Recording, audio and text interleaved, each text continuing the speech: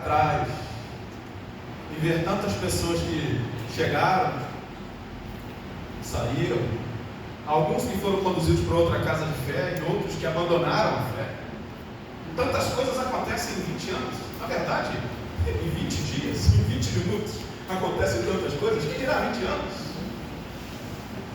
E se nós fôssemos os responsáveis para que a igreja desse certo, quanta frustração nós teríamos colecionado ao longo desses anos. Se nós fôssemos a força que move a igreja adiante, sem dúvida nenhuma, esse peso seria demais para suportar. Se alguém me dissesse que o ministério pastoral era isso, e me avisasse assim, ó, é você que tem que fazer a igreja dar certo, eu dizia, não, esquece esse negócio, eu não quero saber disso não, tão pequeno, eu não estou falando de estatura, mas de condições humanas. Amados, se a igreja não tiver o poder do Espírito Santo, ela jamais viverá de fato. Não tem vida na igreja se não tiver o poder do Espírito Santo. É só reunião, é só ajuntamento de pessoas, é só uma liturgia que acontece, é só uma placa com nome diferente. Nós precisamos de ir além, nós precisamos de viver mais do que só um ajuntamento de pessoas no mesmo lugar ao longo dos anos. E por que eu estou te falando isso? Porque nas reflexões que eu tenho feito, eu tenho pensado sobre o que é ser igreja na cabeça dos crentes. O que é que será que os cristãos pensam que é ser igreja? É óbvio, nós temos que celebrar o fato desse lugar ter sido edificado. Olha aí, olha ao redor. Lugar bonito, agradável. É óbvio que a celebração é válida e eu não estou diminuindo em nada esse fato. O que eu quero te dizer é que nós precisamos valorizar aquilo que é a verdadeira igreja. A verdadeira igreja, inclusive nas palavras de Jesus, que foi ele que lançou a primeira vez a expressão igreja lá no seu ministério, que está no livro dos Evangelhos, e ele disse: sobre esta pedra edificarei a minha igreja. Igreja não é invenção da cabeça do homem. Você deu para entender isso? Quem falou a primeira vez não foi Pedro, foi Jesus. Ele disse: sobre essa declaração que você teve, Pedro, que é a rocha, essa declaração é a expressão de quem é a rocha. Nesta rocha edificarei a minha igreja. E igreja lá já era uma expressão comum no mundo antigo, na língua grega, eclésia. Eclésia era ajuntamento de pessoas, porque ajuntamento de prédio é condomínio, edifício, sei lá, qualquer outro nome que você der. Então igreja, irmãos, não é isso aqui, ó, que a gente está vendo ao nosso redor. Mas a igreja é isso aí que você está vendo do teu lado. Olha aí para o lado. Olha a igreja.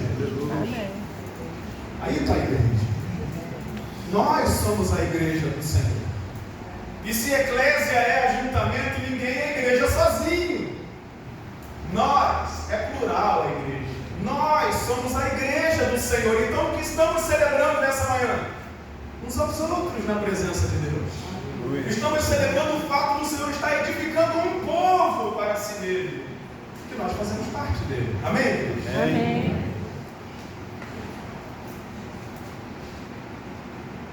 E aqueles cristãos do passado, eles entendiam a sua identidade. Eles entendiam que Jesus os chamou para um propósito. E o propósito está no versículo 8. Tem alguém lá em cima? Anderson, está lá ainda? Tem como colocar o versículo de número 8 aqui no telão para mim, por favor? Tem? Aí? Vamos fazer aquele exercício de novo? Só que você vai ler esse versículo aí em uma só voz. Pode ser? Vamos lá. 1, 2, 3. Mas vocês receberão poder ao descer sobre vocês o Espírito Santo, e serão minhas testemunhas, tanto em Jerusalém como em toda a Judéia, Samaria e até os confins da terra. percebeu o propósito de receber poder? Recebereis poder ao descer sobre vocês o Espírito Santo. Olha o objetivo, propósito. E serão minhas testemunhas. Aonde? Ele estava falando para um povo que estava em Jerusalém. Olha só. Tanto em Jerusalém, que era ali a cidade imediata onde eles estavam. Judéia, está falando da região. Samaria, que era uma região que eles nem sequer queriam falar, que era onde viviam os samaritanos, que era o inimigo dos judeus. E agora? Até os confins da terra. Percebeu o propósito? Para receber o poder do Espírito Santo. Ser testemunho. Testemunho de quê? Pastor, eu não vi nada. Porque testemunho é aquele que viu alguma coisa, não é assim? Normalmente isso significa, objetivamente, a expressão: ó, você vai ser minha testemunha. Aí que logo a gente fala: não, mas eu não vi nada, eu não sei de nada, eu não prestei atenção no que aconteceu. Aí você vai dizer assim: pastor Mário, faz todo sentido Jesus ter falado para aqueles daquele tempo que eles deveriam ser testemunhas. Mas nós não somos testemunhas de nada. Eu vou tirar o microfone rapidinho aqui. Eu estacionei meu carro ali naquela rua ali, em frente a um salão. Eu olhei que naquele título ali do salão está escrita essa expressão ali, ó. Deu para entender? Deu? Testemunha aqui. Sacou? E eu fiquei olhando eles entrando no salão com alegria, cheio de gente, não eram poucos não. E eu percebendo eles se movendo para dentro daquele ambiente. E eu já tinha preparado essa palavra tem muitos dias. Eu nem sabia que o Mazinho tinha reservado para eu estacionar meu carro aqui na frente. Eu vou estacionar para lá. Ei Zé, olha só. Eu falei assim: tem gente que está assumindo uma identidade que foi conferida à Igreja de Cristo Jesus. E às vezes fazendo com tamanha alegria, embora muitas distorções ali haja, não é o alvo aqui dessa manhã. E nós, sem entender a nossa verdadeira identidade, ao longo da jornada, temos perdido a nossa alegria de sermos testemunhas do nosso Senhor Jesus. Aleluia. Como restaurar essa alegria, pastor Mário? Só tem um jeito, está no versículo. Para ser testemunho, tem que ter algo que vem antes, que acontece antes. Receberão, lá na primeira frase, o quê? Poder. Não, você leu fraco. Receberão o quê? Poder. Sem poder do alto, não dá para ser testemunha fiel de Jesus Cristo. Pastor, estou perdendo a alegria na caminhada. Sabe o que você precisa? Não é de maiores conselhos, embora os conselhos sejam bons. Não é só ser discipulado por alguém, embora isso seja bom. Nós precisamos da vida de Deus sendo derramada sobre nós. Eu preciso disso para ficar de pé. Quem mais? Creio que precisa disso. Nós precisamos da vida de Deus em nós, amados. Aleluia. Nós precisamos disso. E o versículo está nos mostrando aqui a origem desse poder. O poder não é da igreja em si mesmo. O poder não está no irmão, no pastor, não está numa pessoa, no ser humano. O poder é de quem? De Deus, do Espírito Santo. É Ele quem derrama este poder sobre a terra, sobre os céus. Esse poder não vem daquilo que fazemos aqui. Tudo que o pastor Alain, ou o pastor Michael, ou qualquer outro pastor consegue é preparar o ambiente para que a presença de Deus se manifeste. Quem crê que o Espírito Santo mora em você, faz assim com a mão. Quem já crê nisso? Você crê? Então o Espírito Santo está em nós, está no crente, está no salvo, está no nascido de novo. Nós somos templo e morada do Espírito Santo. A palavra de Deus nos diz que o Senhor não habita em templos feitos por mãos humanas. Por que não? Porque Ele habita num templo que Ele mesmo fez. Eu e você. Aleluia, Jesus. Glória a Deus. Ele escolheu habitar em ti. Nós somos feitura das mãos do Criador, amém? Amém. Ele escolheu habitar em nós. Pois bem, diante dessa verdade, o que nós precisamos? Precisamos buscar entender a vontade de Deus. Qual é a vontade de Deus? Vou voltar um pouquinho com você na história. Lá em Gênesis, quando o Senhor criou o primeiro casal, Ele os colocou num lugar. Como é que era o nome desse lugar? Jardim do Éden. Jardim do Éden. Olha que interessante. A Bíblia diz, olha só, não tinha mais ninguém além deles dois ali. Então, eles e a criação, no jardim. Aí a Bíblia diz que na viração do dia, ou seja, no entardecer, acontecia algo. Você lembra o que era esse algo que acontecia na viração do dia? Quem vinha visitar quem? Fala pra mim. Deus. Ah, é mesmo? Não tinha uma casinha que eles iam, não? Não era uma tendazinha que montaram para eles irem lá, que Deus estava sentadinho no trono, aquele velhão barbudo de bengala, como alguns acham? Não era o homem que ia visitar Deus, não. Como é que era a ordem certa? Deus procurava o relacionamento com o homem e com a mulher. Isso mudou? Não. Vai ler em Abraão, acontece de novo o relacionamento dele, ele busca Abraão. E assim a história vai se repetindo nos patriarcas e muitos outros. E o que é interessante disso é que a gente às vezes não compreende que o desejo maior de relacionamento não está no nosso coração em si mesmo, embora haja em alguns. O Senhor anseia se relacionar com aqueles que Ele criou. Ele não tem necessidade disso, nós é que temos. Mas Ele deseja, Ele anseia esse relacionamento.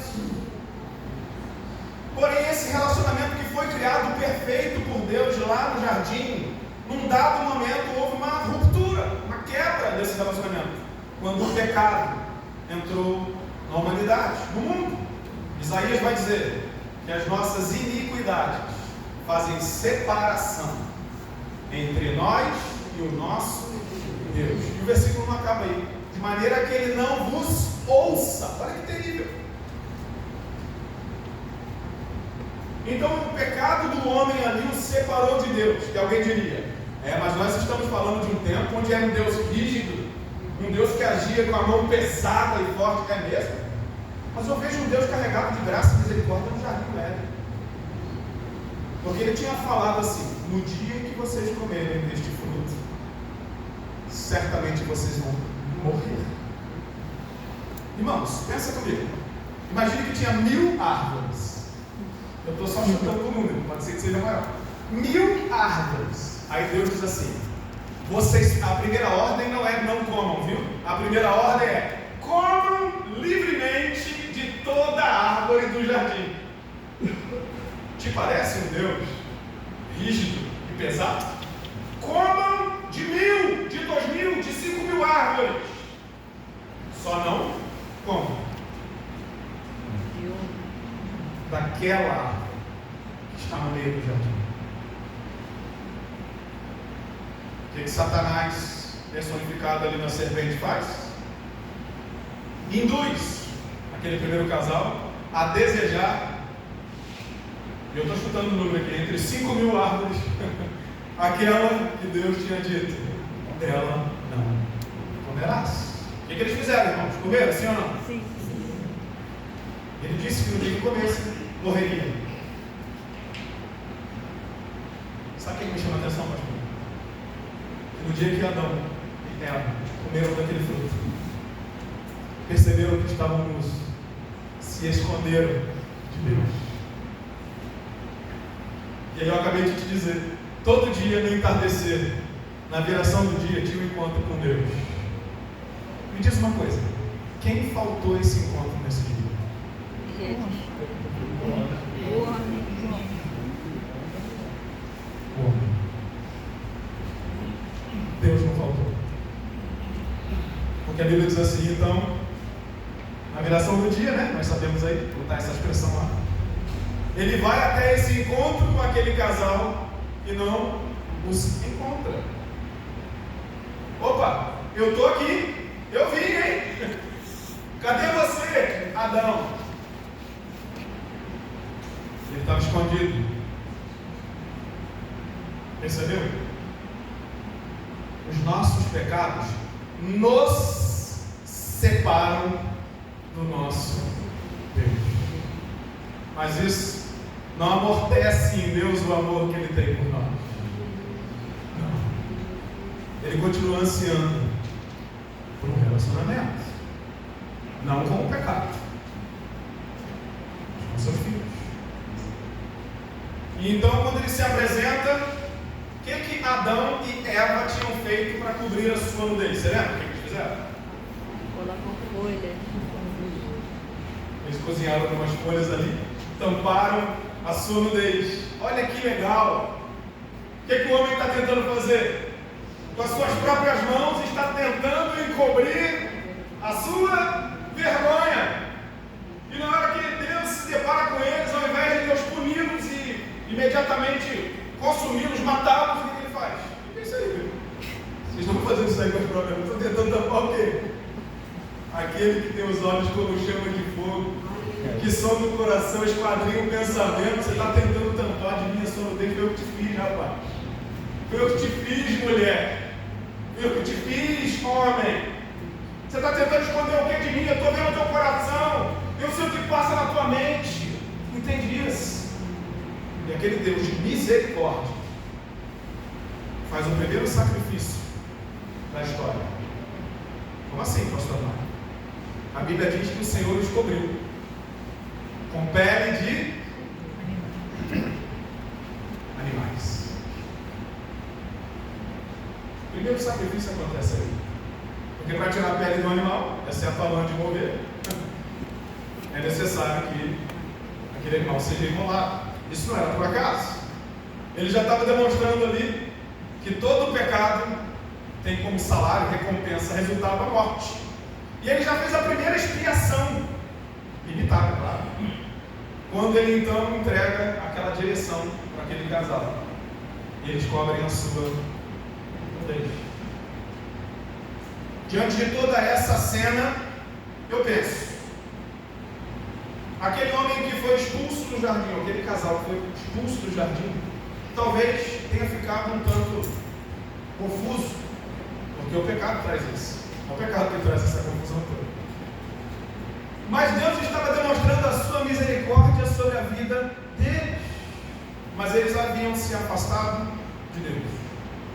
E por anos, eles viveram sem que uma adoração expressa na vida tenha acontecido. Passa 100 anos, cerca de 107 anos aproximadamente, em que a Bíblia não relata nada a respeito de uma adoração, de um sacrifício, de um relacionamento direto de Adão e Eva com Deus, desde que eles saíram do jardim, até que o nascimento de Sete passa algum tempo e mostra a Bíblia, registro novamente desse invocar o nome do Senhor. Ou seja, tem 107 anos desde que Adão e Eva saem do jardim, cerca ali, né? Até que novamente a Bíblia diz assim: então invocaram o nome do Senhor. Se 20 anos é muito tempo, 100 anos me parece uma eternidade.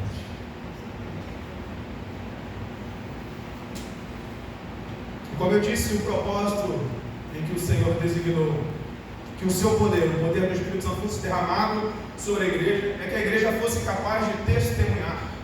Talvez, irmãos, aí eu estou entrando aqui no âmbito que eu mencionei inicialmente, a igreja tem entendido um tanto distorcido o que o Senhor nos chamou para fazer. Alguém, baseado no texto de Marcos, diz: mas a minha missão, a grande comissão é ir de pregar. É só pregar, eu só preciso pregar. E o Espírito Santo faz tudo, verdade, ele não precisa de nós para nada. Mas aqui, esse comissionamento da igreja foi ser testemunho. É muito mais do que só pregar. Vai além da evangelização que a igreja promove, embora tudo isso seja valioso e tenha o seu lugar. Nós todos precisamos entender que nós fomos chamados para algo maior. Nessa identidade que a igreja tem, e ela é múltipla, eu queria resumir aqui. O Senhor nos chamou para realizar uma função das portas para fora da igreja e outras funções da porta para dentro da igreja. Da porta para dentro, e isso contribui com a nossa identidade, nós fomos chamados pelo Senhor para sermos família de Deus, corpo de Cristo. Olha para o lado, tem gente perto de você?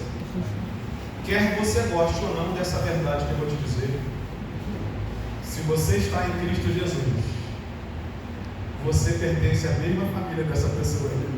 Glória a Deus. Quer você goste ou não dessa verdade. Se você nasceu de novo e ama Jesus de todo o coração, quer você goste ou não, você é membro do mesmo corpo que essa pessoa aí pertence. E posso estender um pouco mais? Eu não estou falando só da igreja cristã de Nova Vida em Lages. Eu estou falando da Assembleia de Deus, da Metodista e tantas outras igrejas pelo mundo, não só em Paracambi, onde tem um povo que está em Cristo Jesus. Este povo compõe o corpo de Cristo. E nós somos deste mesmo corpo. Amém? Amém. E se essa verdade não nos trouxer uma razão de viver na vida cristã, nós não saberemos cumprir o propósito externo. Porque primeiro eu preciso ser aquele que entende viver em família. Eu preciso entender o que é ser corpo de Cristo. Não dá para eu buscar alguém lá fora se eu odeio meu irmão aqui dentro. Eu não posso estar inclinado a buscar alguém lá do outro lado da rua, socorrer qualquer outra pessoa que eu não conheço, se eu não amar quem eu estou vendo do meu lado. Deu para entender? Aqui dentro é o lugar onde o Senhor nos ensina a ser filhos e filhas. É na família que se aprende a fazer essas coisas. Sim ou não? Um pai, ele aprende a ser pai quando ele se torna. Não tem outro jeito. Você vai ler livros. Eu lembro que o Bispo Weber certa vez comentou isso. Ele falou que quando a mulher dele engravidou, escuta aí, ele falou assim: vou ler todos os livros. E ele morava perto de uma biblioteca. Ele desceu para a biblioteca. Ele disse que leu mais de 10 livros sobre criação de filhos, sobre como ser pai, não sei o que. Ele leu tudo. E ele ficava ali dedicado naquilo. Na hora que o filho nasceu, ele falou assim: pode jogar aquele livro fora. Claro que era só uma maneira de reagir, né? Tinha coisa valiosa ali. Mas treino e jogo é jogo. Uma coisa é você ler no papel, outra coisa é na hora que você está no dia a dia tendo que viver situações que você nunca passou. Sabe quando uma mulher se torna mãe? Quando de fato ela tem um filho, uma filha. Não tem outro jeito de ser mãe.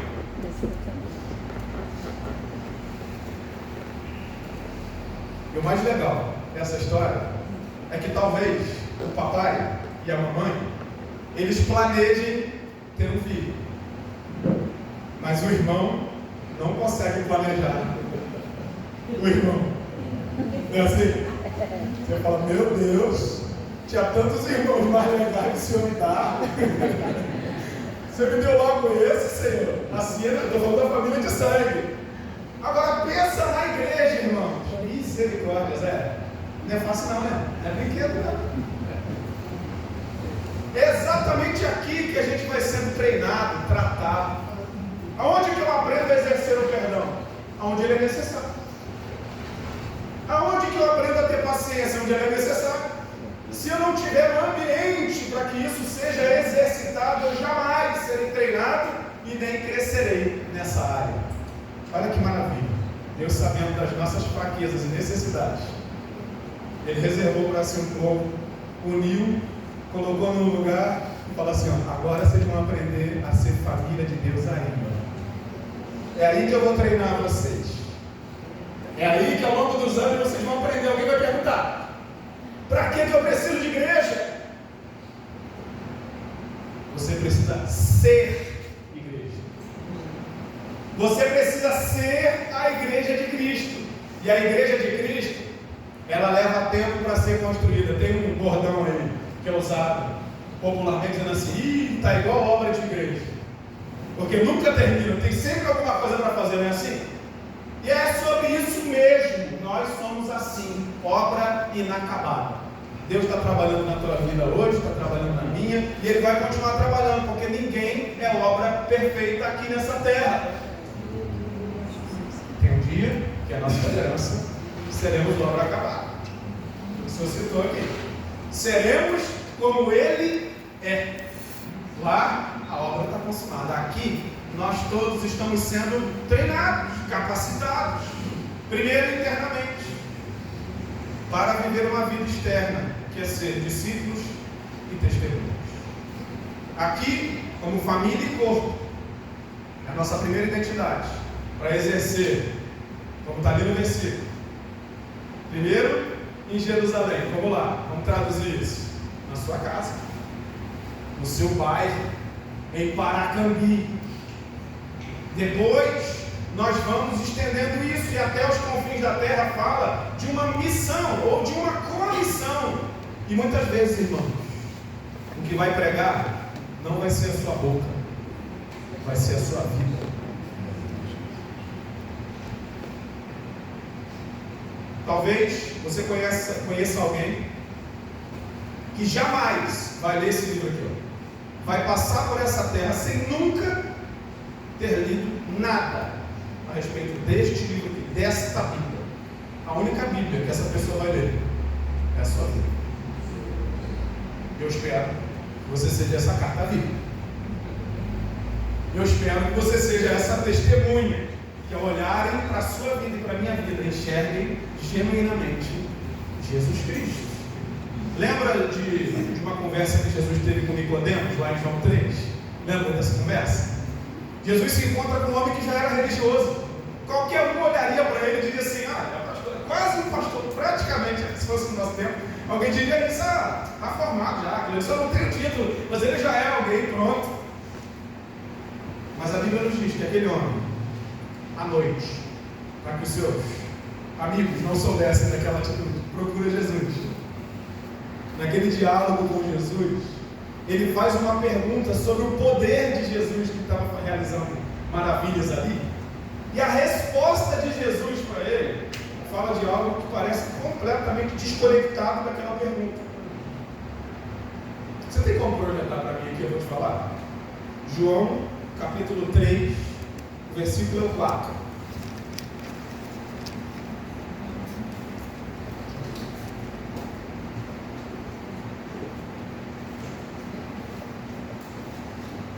Olha só. Depois eu vou ler o 5 também, tá? Está aqui no telão, se você quiser acompanhar aqui. Nicodemos perguntou: como pode um homem nascer sendo velho? Será que pode voltar ao ventre materno e nascer uma segunda vez? Jesus respondeu: em verdade lhe digo, quem não nascer da água e do Espírito não pode entrar no reino de Deus. Obrigado. Naquele diálogo, Jesus fala de duas expressões. Uma ele fala sobre ver o reino, no versículo 3.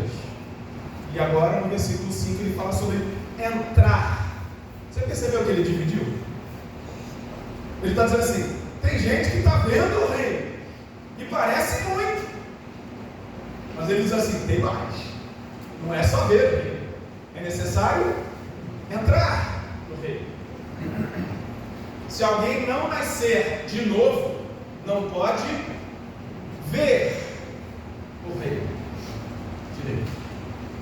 Mas, se não nascer da água e do Espírito, não pode entrar no reino. Note só, a água nos remete a várias coisas.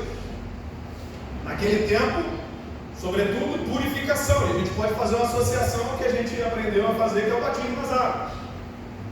No batismo nas águas, nós temos um testemunho público de que nós nascemos de novo. Quem não nascer da água e do... Opa! Então não é só dar um bom testemunho externo, passei pelas águas, pastor Amanda. Estou purificado, que maravilha, Senhor. E aí, pastor? Aquele que não nascer da água e do... Tem mais de Deus para nós. Sua vida foi transformada? Jesus entrou no teu coração? Você está abandonando a velha natureza e sendo transformado de glória em glória? É isso que está acontecendo na sua jornada? Que maravilha! Sabe o que precisamos? Poder do Espírito Santo. Deixa eu te dizer, todo esse culto, ou melhor, toda essa reunião só se torna verdadeiramente um ambiente de adoração a Deus se nós tivermos a presença manifesta de Deus aqui entre nós. Esse sermão que eu estou aqui entregando, falando com você, só vai promover mudança no teu coração, no meu, na minha mente, na tua. Só vai transformar as nossas vidas, se não for só uma belíssima palestra. Se for só mais um discurso bonito, você vai sair daqui vazio. Pastor, mas tem tanta coisa boa aí. Quem veio? Já veio alguém aqui pregar essa semana? Já teve gente no passado? Quem foi que veio? Qual passado? Pastor Emerson amanhã, Álvaro à noite. Já que ele está ali, eu vou botar você nessa rascada, né? Eu vou falar do Álvaro que não está aqui. Foi à noite, Álvaro, né? Quem teve aqui no dia que o pastor Álvaro pregou à noite? Estou pensando se eu faço isso contigo. Você lembra de alguma coisa, ainda que superficialmente? Pastor Alain não vai contar não, que ele anota. Você lembra assim, grosso modo, de alguma coisa do pastor Álvaro? Você não vou pedir para você falar o que é não, só para você ficar tranquilo. Você lembra de alguma coisa? Faz só assim com a mão para eu saber se você lembra. Claro. Do aniversário do ano, na verdade, acho que nos últimos, 9 anos, acho que eu tenho vindo aqui, né? Eu já não lembro mais do que eu preguei no ano passado. Não faço ideia do que eu preguei. Se eu olhar lá no texto que eu guardo tudo, né, eu vou achar que eu vou lembrar. Se eu olhar lá naquelas fotos que a Tayana, a Tayana bota aí, eu vou lembrar. Mas você acha que eu lembro? Não lembro. Não lembro mesmo. Mas de jeito nenhum. Como que isso é capaz de transformar a minha vida? Eu falei uma semana, mas uma hora depois do culto, a gente já perdeu 80%, 90% do que a gente ouviu. Como que isso pode transformar a vida de alguém? Me diz. Como que um discurso que eu não consigo lembrar 15% do que eu ouvi uma hora depois pode transformar a minha vida? Porque não é o discurso em si que transforma as nossas vidas. Não é o ajuntamento de pessoas no lugar em si que transforma uma vida. Mas é aquele que se manifesta no meio dessas pessoas reunidas. É aquele que fala por meio de um discurso humano, cheio de defeitos, cheio de limitações. É esse que transforma as nossas vidas. É o poder do alto que é capaz de transformar a minha vida e a tua vida. E Nicodemos, que eu acabei de citar para você, o que ele queria? Ele queria um poder que Jesus estava realizando. E sabe o que Jesus diz? Olha só, não vai direto no poder. Primeiro você precisa nascer de novo. Ele nem entendeu o que é isso. Aí ele falou assim, nascer da água e do Espírito. Ele falou, não estou compreendendo, como que eu volto para o ventre da minha mãe? Olha Jesus falando de mestre para mestre, só que o mestre supremo, Jesus, o mestre daquela época. Ué, você é mestre em Israel, não entende essas coisas? Ele chega diante da mulher simples e fala simples, mas ele chega diante do mestre e dá um baile dele, dizendo assim, você acha que é mestre? Não, tem certeza? Não entende mais simples. Sabe por quê? Ele está falando assim, o que você entende é a letra do homem, o que você precisa é a linguagem do céu. Aleluia. Você precisa entender a linguagem do relacionamento particular, pessoal com Deus. Amados, nós precisamos buscar isso para nós. O pastor Tim Keller, ele faleceu no ano passado. Ele conta uma história de que o primeiro, chamado na época cosmonauta, né? Foi o astronauta russo que saiu da órbita do planeta Terra. Ele tinha uma convicção de ateu, né? Ele não acreditava em Deus na ocasião. E ele estava dizendo para os seus amigos que quando ele saísse da órbita da Terra, ele ia procurar Deus. E aí ele sai da horta da terra e vê tudo que ele é capaz de enxergar. E quando ele regressa, ele fala assim: eu já tenho uma convicção. A minha convicção é: Deus não existe mesmo. Os colegas perguntaram: mas como é que você pode atestar isso? Ele diz assim: eu estava na terra, não vi Deus.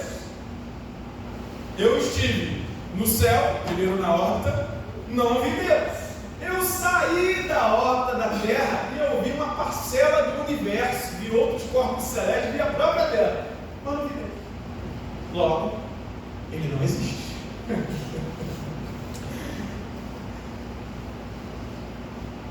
E aí o pastor Tim Keller diz assim: muitas vezes nosso entendimento sobre quem Deus é um entendimento só de hierarquia, como se nós trabalhássemos numa empresa que é um prédio e nós trabalhássemos todos no primeiro andar e a chefia ficasse no terceiro anjo. Mas lá no quinto andar está o chefão, ele está sentado lá, é ele que manda, e de vez em quando ele me dá um telefonema.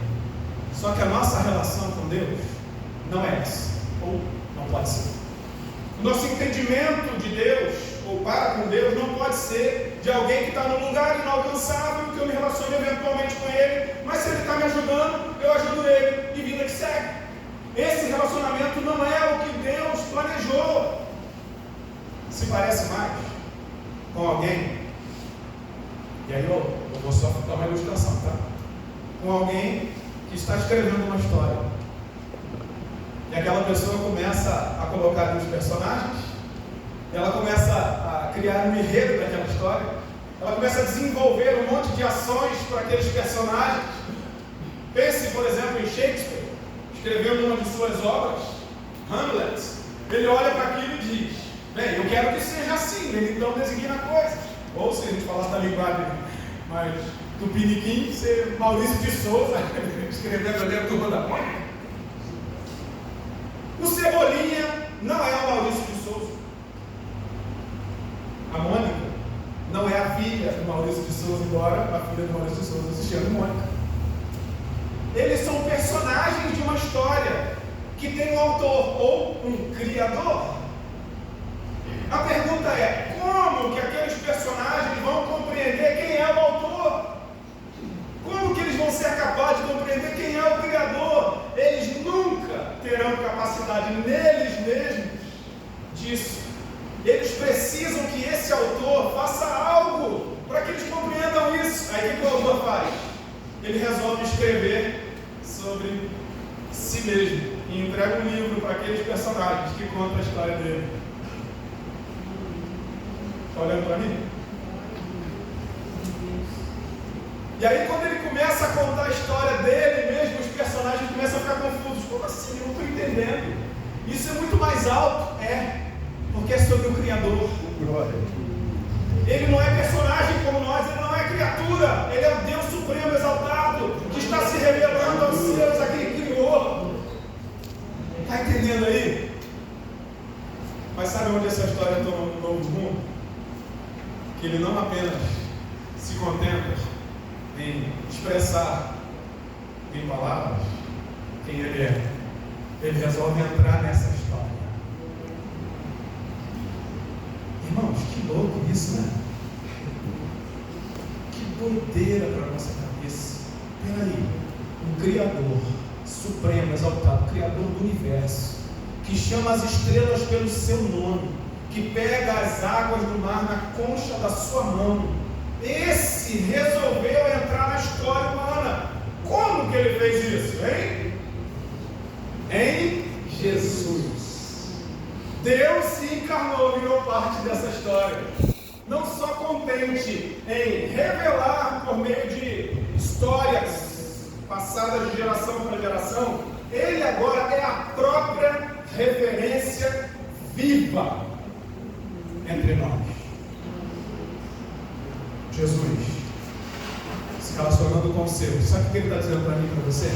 É assim que serve a Deus. A vida de Jesus mostra para mim e para você o que é essa igreja. Ele foi a igreja perfeita. Ele fez tudo o que o Pai queria que nós fizéssemos. Ele cumpriu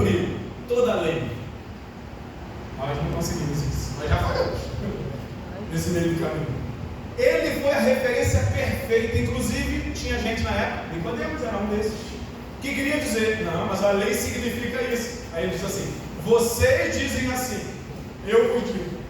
O que ele está dizendo? Não é isso que é ser igreja, é isso aqui. E aí você nota, Jesus se encontra com a mulher prostituta, o que ele faz? Escorraça ela, não é isso que ele faz? Não acolhe. Mas o que os religiosos faziam? Colocavam para longe. Ele estava mostrando o que é ser igreja, na prática. E agora os discípulos em Atos têm a missão de levar adiante aquilo que viram Jesus. Ele disse, vocês precisam ser minhas testemunhas. Vocês precisam fazer aquilo que vocês viram. O que vocês viram em mim e ouviram de mim, façam isso vocês. Mas vocês não serão capazes de realizar isso sozinhos. Só tem um jeito de vocês replicarem isso. Quando vocês receberem poder do Espírito Santo. A igreja fica de pé ou cai, de acordo com essa verdade. Se o poder do Espírito Santo operar na igreja, a igreja subsiste. Se o poder do Espírito Santo não está na igreja, a igreja cai. Não é o quanto o pastor é forte, não é o quanto a membresia, as atividades, os grupos, os planejamentos são fortes. Embora tudo isso seja valioso, mas tudo isso é nada. Se nós tivermos tudo, e faltar o poder do Espírito Santo, na verdade nós nunca tivemos tudo. Não tínhamos nada. Para ser igreja, precisamos ter um relacionamento com o Senhor de todo o coração. E esse tipo de poder nos transforma naquilo que o Senhor espera que sejamos. Não nós. Alguém disse aqui assim, não nós, mas ao Senhor. Que essa verdade ecoe no teu coração nessa manhã. Que ela possa trazer esse desejo. É particular, viu? É pessoal. Senhor, eu quero ser renovado pelo poder do Espírito Santo. Senhor, eu estou sendo tomado pelas tristezas desse mundo. Eu preciso de poder do alto. Senhor, eu estou sendo tomado por tantas coisas que me acometem. Eu olho e vejo tantas coisas erradas. Pois é, eu preciso de poder. É sobre o meu relacionamento com Deus. Não é sobre olhar para o lado. É sobre olhar para o alto e para dentro. Que Deus nos ajude. Nos abençoe. Eu quero orar com você. Feche os seus olhos.